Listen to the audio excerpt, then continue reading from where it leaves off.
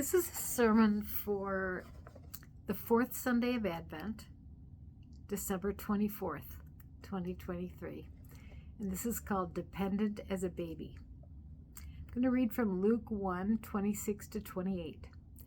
In the 6th month of Elizabeth's pregnancy, God sent the angel Gabriel to the Galilean village of Nazareth to a young woman engaged to be married to a man descended from David. His name was Joseph, and the woman's name Mary. Upon entering, Gabriel greeted her. "Good morning. You're beautiful with God's beauty, beautiful inside and out. God be with you." She was thoroughly shaken, wondering what was behind a greeting like that, but the angel assured her, "Mary, you have nothing to fear. God has a surprise for you. You will give birth to a son and call his name Jesus. He will be great, be called Son of the Highest. The Lord God will give him the throne of his father David. He will rule Jacob's house forever, no end ever to his kingdom." And from 2 Corinthians 12, 7 through 10. I was given the gift of a handicap to keep me, this is Paul speaking, I was given the gift of a handicap to keep me in constant touch with my limitations.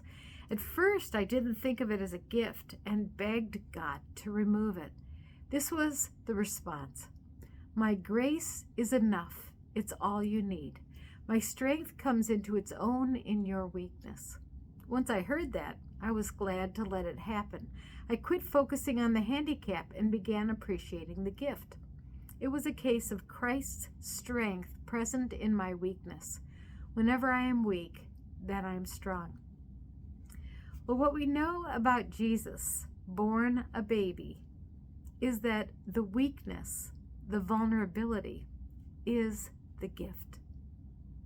And that's counterintuitive. It's difficult for Americans to grasp.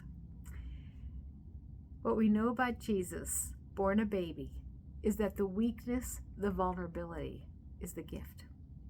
As farmers and gardeners know, pulling a disc through the field readies the soil for planting. The packed earth is loosened and broken open.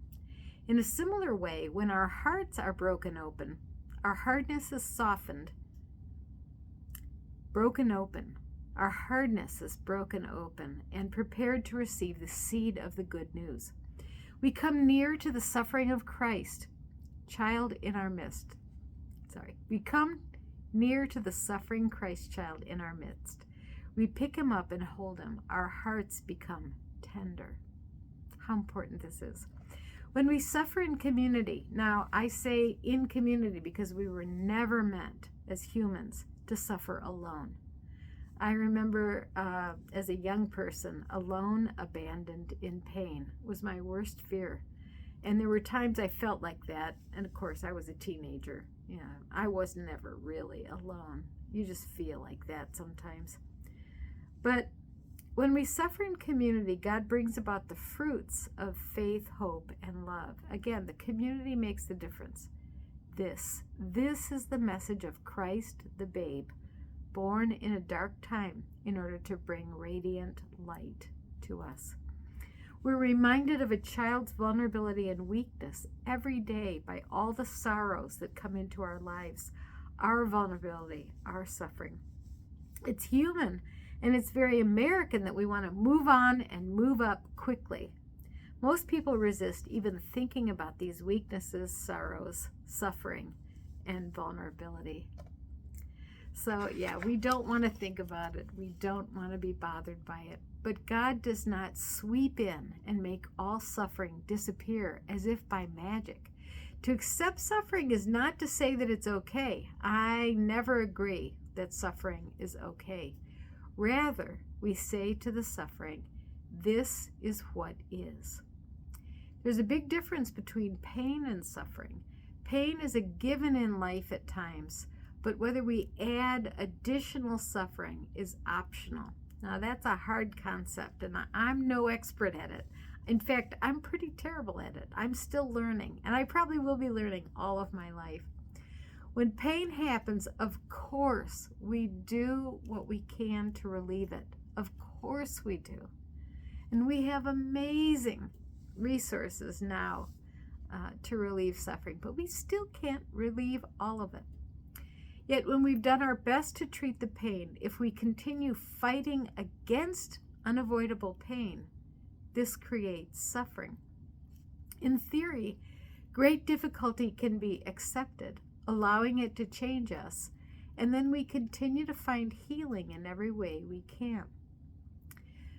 To share in God's weakness, along with the Christ child, is our prayer and our call in life. Now, like I said, I'm still learning. I'm pretty terrible at this. When I had the dry socket pain, so I had a lot of pain for almost 2 weeks. The first 3 days I had medicine that helped, and then after that it was supposed to get better, so I was just holding on day by day. And I would have had to go to the regular doctor. The oral surgeon couldn't help me, and wouldn't. I couldn't, I guess, legally, and couldn't give me anything other than, aspirin or Tylenol or something. And so, yeah, that didn't work. I did try it, but yeah, when I had that tremendous pain, I tried to use mindfulness. I tried to use all the tools that I've learned, and I still was overwhelmed by the pain and the feeling of suffering. So again, that's my addition to the pain that was. So children might be needy and vulnerable, but usually they're not quiet, which I think is someone's joke. In 2 Corinthians 12, God says to Paul, "My grace is enough. It's all you need. My strength is seen in your weakness."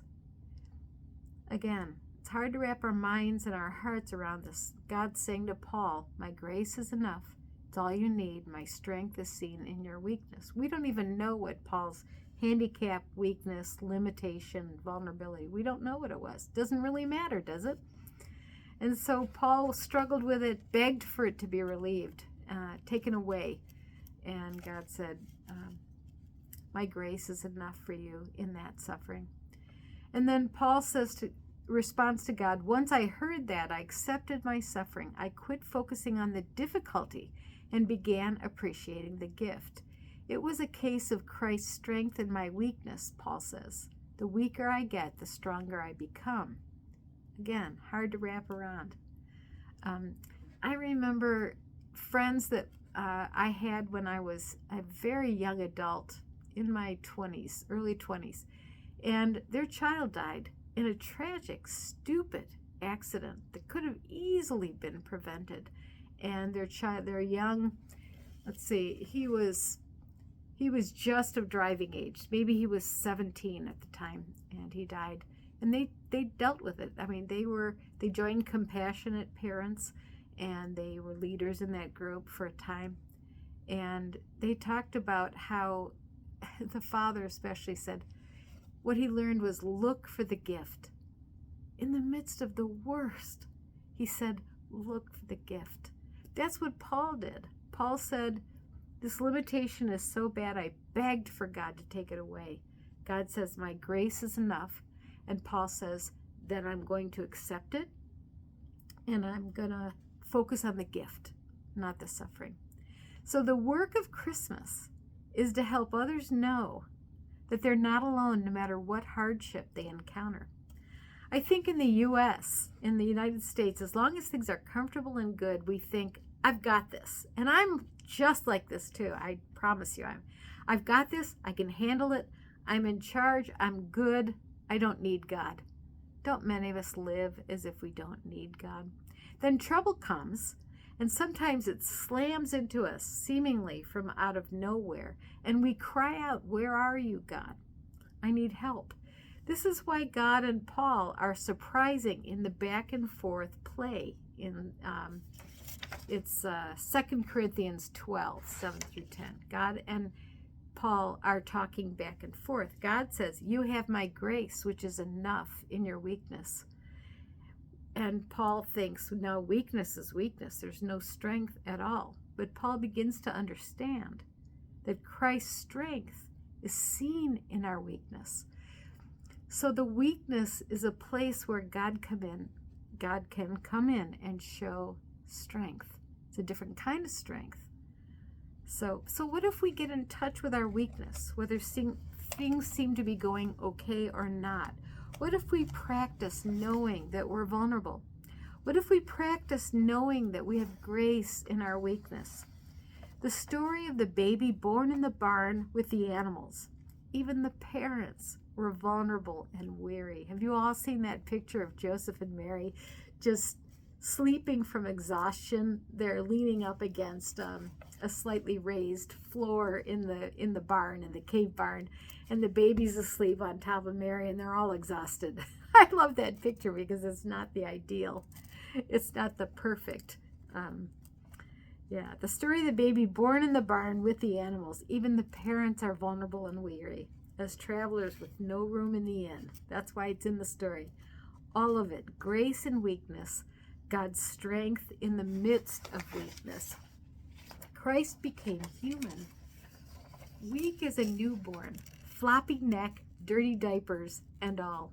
I remember from my babies how sticky milk or spit up would get in the skin folds in the neck, and you'd have to gently wash it so that the skin wouldn't become irritated. It had to be clean. Babies are vulnerable. They need so much care. That's how Jesus comes to us. Most folks look up to the wealthy and powerful, wanting to mimic power, plenty of money or fame. Instead, Jesus is laid in a feeding trough where the animals eat their hay. The baby Jesus depended utterly on the mother, depending on her body for nourishment. There was no formula in bottles back in those days. The mother provided the nourishment for the baby.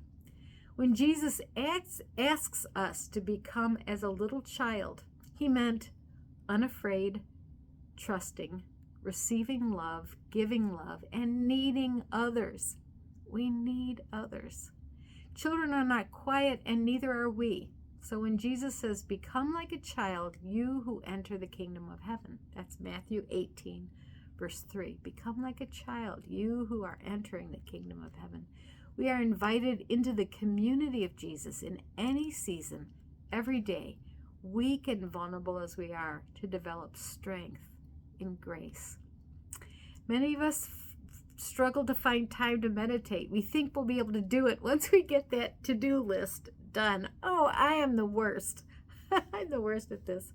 But I'm trying to learn. I'm learning. I promise you, I'm learning. We think when we get all the obligations done, then we'll have time to sit in silence and to sit with God's grace and to let God's grace seep in the midst of our struggling.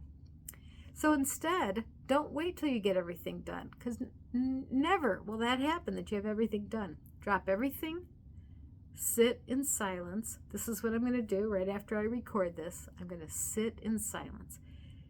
Notice the nature of your mind, the intrinsic brightness and openness of consciousness, and the total insubstantiality of the next thought. The next thought is a wisp of mist in the air, like it says in Ecclesiastes. Our thoughts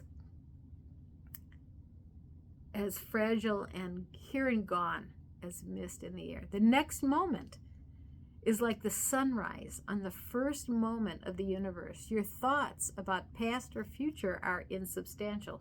So notice the intrinsic brightness and openness of being in God's presence. Amen.